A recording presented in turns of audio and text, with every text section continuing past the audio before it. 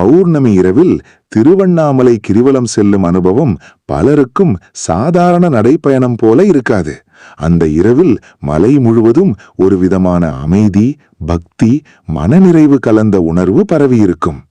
ஆயிரக்கணக்கான மக்கள் ஒரே எண்ணத்துடன் அருணாச்சலா என்று மனதில் நினைத்து நடக்கும்போது அந்த பாதை ஒரு ஆன்மீக உலகமாக மாறிவிடுகிறது. பலர் பௌர்ணமி கிரிவலத்திற்கு செல்லும் முன் என்ன செய்ய வேண்டும், எப்படி மனதை தயார் செய்ய வேண்டும், கிரிவலத்தின் போது என்ன நினைக்க வேண்டும் என்று யோசிப்பார்கள். உண்மையில் கிரிவலம் என்பது உடலால் மட்டும் செய்யப்படும் பயணமில்லை, அது மனதாலும் செய்யப்படும் ஒரு ஆன்மீக அனுபவம். பௌர்ணமி கிரிவலத்திற்கு செல்லும் முன் பலர் அதிகாலையிலேயே மனதை அமைதியாக வைத்துக்கொள்ள முயற்சிப்பார்கள். தேவையற்ற கோபம், சண்டை, மனக்குழப்பம் போன்றவற்றை தவிர்க்க நினைப்பார்கள். ஏனெனில் கிரிவலத்தின் உண்மையான பலன் மன அமைதியுடன் சென்றால்தான் முழுமையாக உணரப்படும் என்று நம்பப்படுகிறது. கிரிவலத்திற்கு செல்லும்போது எளிமையான உடை அணிவது முக்கியம் என்று பலர் கருதுகிறார்கள். சிலர் காலில் செருப்பில்லாமல் நடப்பார்கள். மண்ணை நேரடியாக தொடும் அந்த அனுபவம் அவர்களுக்கு ஒரு பக்தி உணர்வை தரும். சிலர் மெதுவாக மந்திரம் சொல்லிக்கொண்டே நடப்பார்கள். சிலர் அமைதியாக மலையை பார்த்து கொண்டே நடப்பார்கள். ஒவ்வொருவருக்கும் கிரிவலம் ஒரு தனிப்பட்ட அனுபவமாக மாறிவிடுகிறது.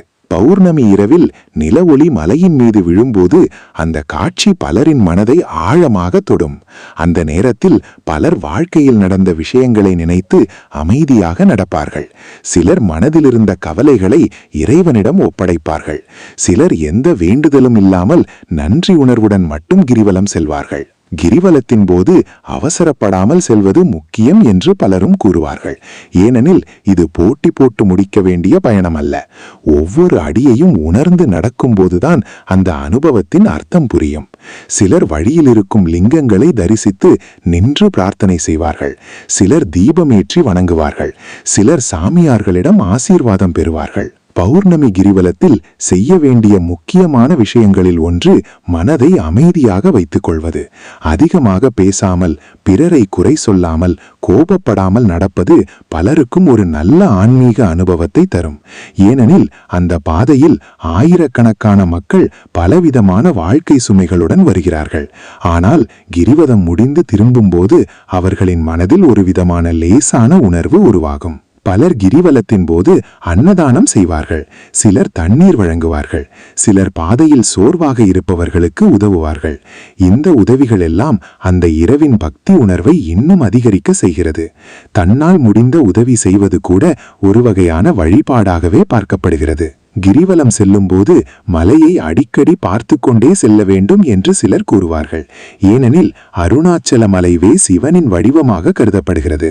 அந்த மலையை பார்த்து கொண்டே நடக்கும்போது மனதில் ஒரு விதமான அமைதி உருவாகும் என்று பலர் அனுபவமாக சொல்வார்கள். பௌர்ணமி இரவில் சில நேரங்களில் கூட்டம் அதிகமாக இருக்கும்.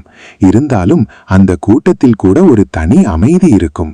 அனைவரும் ஒரே திசையில் நடப்பது, அருணாச்சலா என்ற ஓசை, கோவில் மணி சத்தம், நில ஒளி, தீபங்கள் இவை அனைத்தும் சேர்ந்து அந்த இரவை மிகவும் விசேஷமாக மாற்றிவிடும். பலர் கிரிவலம் முடிந்த பிறகு மனதில் இருந்த குழப்பங்கள் குறைந்தது போல உணர்வார்கள்.